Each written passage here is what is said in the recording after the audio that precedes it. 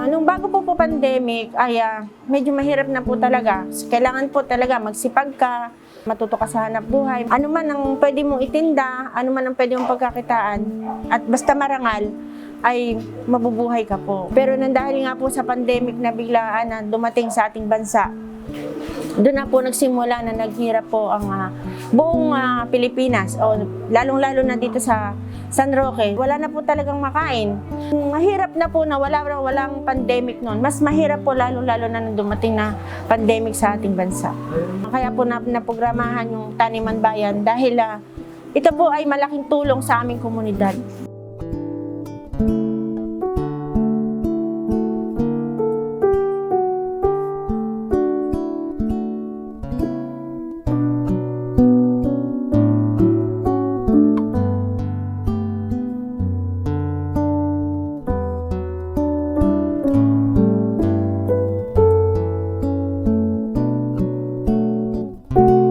Hello, ako si Jelay at isa akong illustrador at nagtatrabaho ako sa isang children's book publishing house. At sasama ako sa munting exposure trip sa San Roque ngayon. Dito yung first time na pupunta ako sa San Roque. Nakapunta na ako doon noong 2013. Time na yun, pinapatupad na yung pagpapatayo ng QCCBD o Quezon City Central Business District. Dahil first time ko yung pupunta sa community at may mangyayari na demolition, medyo nakatakot siya na experience para sa akin. Hindi ko alam yung mangyayari, ganun. Nung pinansin ko yung mga taga San Roque, alam na nila yung gagawin nila. Handa na silang humarap dun sa demolition team. Handa silang magbarikada, ganyan. Meron silang plano paano ipagtatanggol yung sarili nila at yung mga bahay nila. So, mafe-feel mo yung tapang nila, no? Pero, inisip ko rin parang kung ilalagay ko yung sarili ko dun sa lugar nila, kahit siguro sa mga karaniwang araw, hindi mawawala, meron pa rin takot Kasi hindi mo alam kung hanggang kailan ka may bahay, di ba? Sa isang iglap lang, maaaring andyan na yung demolition team, pabaklasin na yung mga pader mo, yung bubong mo. Saan ka na lang pupunta? Ayun, so ngayon samahan niyo naman akong pumasyal virtually sa San Roque para alamin kung kumusta na ba yung mga residente, makipagkwentuhan sa kanila, at alamin kung ano na bang kalagayan nila ngayong may pandemya. Magandang umaga po. Ako po si Ate Marilyn, dito po sa San Roque. Residente din po ng San Roque sa Area J. Dati po malapit po ako sa MRT nagtatrabaho, doon po sa kantin. So, doon po sa pinanggalingan ko, napakamahal po ng upa ng bahay.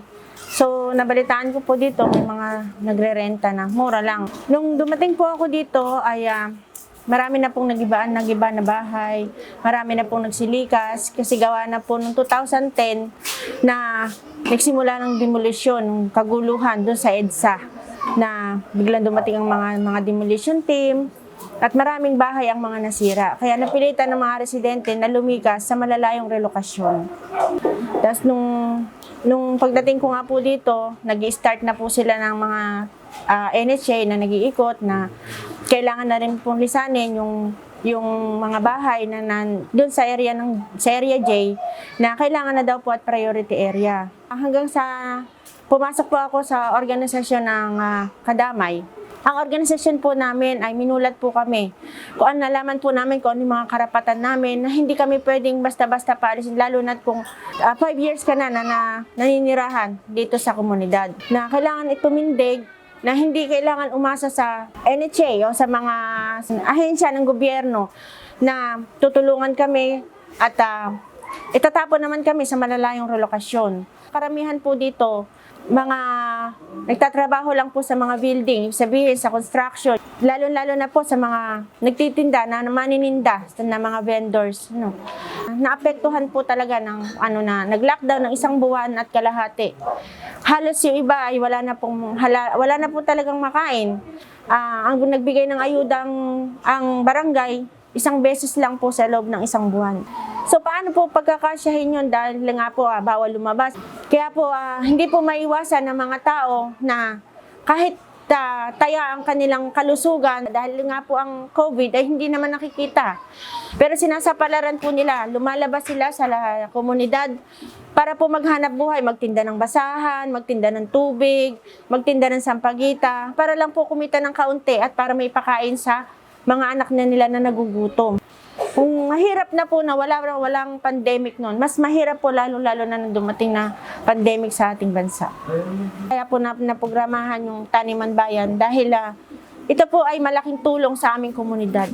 Napakalaking tulong po. Dahil po, imbis na ibibili mo ng pechay, 10 pisong pechay, ganyang kapiraso. Samantalang, sa loob ng komunidad namin ay meron ka mahihinga ng sariwa, organic na gulay. Hi, magandang buhay. Ako pala si Ate Jeline, ang residente ng sitio San Roque. Nasimulan namin yung Tanimang Bayan. Dito kasi sa sitio San Roque, mayroong programa yung SIB San Roque Alliance, yung Kusinang Bayan. So naisip namin na magtayo rin ng taniman kasi doon sana kami kukuha ng isusustento doon sa Kusinang Bayan. Pinadami naming hirap bago kami makapaggawa ng Tanimang Bayan dahil pinipigilan kami, pinagbabawalan kaming gumawa, pinagdadamutan kami ng lupa. Bawal daw kasi doon sa area na yon gumawa ng taniman dahil gagawin daw na kalsada. So naisip namin na mas importante pa ba yung kalsada kaysa Tanimang Bayan? Ng Tanimang Bayan, lahat makikinabang at ang nakatanim sa Tanimang Bayan ay yung panglaman ng tiyan. Yung problema talaga namin dyan sa taniman, yung lupa Pinagdadamutan kasi kami ng Ayala NHA, pero gumagawa naman kami ng paraan para magamit namin yung lupa. Kasi sayang yung lupa yan na talaga ang problema namin yung lupa. Problema din namin sa tubig. Yung tubig kasi dyan, negosyo. Galing siya nawasa, submeter na lang. So, ang per cubic kasi na bumabagsak sa amin is 100 Negosyo na po kasi. May tumulong naman sa amin yung Propel na discover yung sapat. Kung pwede siya magamit, hindi lamang sa taniman, kundi isusuporta sa lahat dyan sa komunidad. Gumagawa kami ng organic namin na fertilizer. Nanghingi kami ng saging sa mga vendors, yung mga pabulok na hindi na nila maibibenta. Iniipon namin yan. Bili kami ng asukal, tapos kung ilan yung saging, ilang kilo yung saging, ganun dun yung asukal. Tapos durugin siya, takpan dun sa timba, tapos balot ng telang puti or na malinis. Tapos bilang ka ng 7 days, tapos pwede na siyang harvestin. Tapos yun yung hinahalo namin sa tubig para idilig sa mga gulay. Yung na-harvest kasi namin dyan, hindi naman yun sa pansarili lang namin kundi lahat ng tao sa komunidad, nakakaani, nabibigyan namin yun, napaghati-hatian namin yun. Para sa mga taong nakikiisa sa laban namin sa sitio San Roque. Hindi lang to laban namin, kundi laban ng marilitang lungsod. Sana tulungan nyo kami sa aming mga programa, katulad ng Kusinang Bayan, Tanimang Bayan. Dahil ito naman dapat po talaga Kasi sa panahon ngayon may pandemya. Wala pa pong mga trabaho. Meron man po tayong ayuda pero kulang at hindi sapat. Kaya kami, sama-sama kaming mga mahihirap. Kung gusto nyo rin pong mag-volunteer, willing naman po kaming tanggapin kayo. Tapos, sana tulungan nyo kami sa aming mga pangangailangan dito sa sitio San Roque. Hindi lang dito sa sitio San Roque, sana sa buong komunidad na mayroong Tanimang Bayan, may Kusinang Bayan, sana suportahan po natin to.